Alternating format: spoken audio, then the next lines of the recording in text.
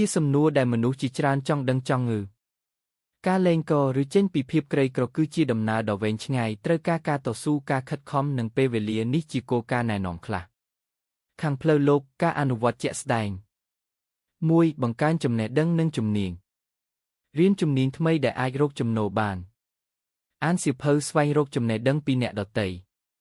ចេះប្រើប្រាស់បច្ចេកវិទ្យាឲ្យចំប្រយោជន៍ 2. ចេះសន្សំនិងចាយវាយឲ្យមានផែនការចំណូលបានប៉ុន្មានត្រូវចំណាយឲ្យតិចជាងនោះសន្សំទុកជាប្រចាំទោះតិចក៏ដោយ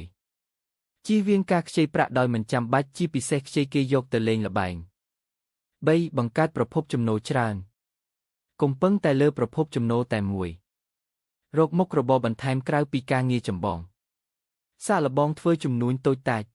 4. ស្វែងរកឱកាសកុំបិទខ្លួនត្រូវសេពគប់មនុស្សល្អ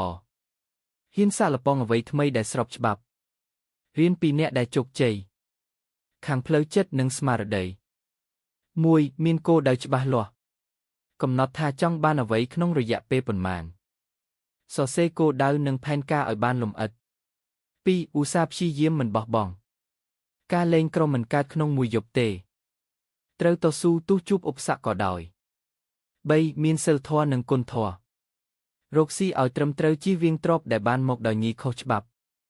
ចេះជួយអ្នកដទៃព្រោះការឲ្យតែងនាំមកនូវសេចក្តីសុខ 4. ជឿជាក់លើខ្លួនឯងកុំអស់សង្ឃឹមទោះស្ថានភាពលំបាកយ៉ាងណាគិតវិជ្ជមាននិងជឿថាថ្ងៃណាមួយជីវិតនឹងប្រសើរឡើងខាងផ្លូវព្រះពុទ្ធសាសនាតាមទស្សនៈខ្មែរធ្វើអំពើល្អបរិច្ចាគទានកុំលោភលន់គោរពមាតាបិតានិងអ្នកមានគុណប្រកបរបរសុចរិតមិនបោកប្រាស់ចេះស្កប់ស្កល់និងដឹងគុណនៅអ្វីដែលខ្លួនមាន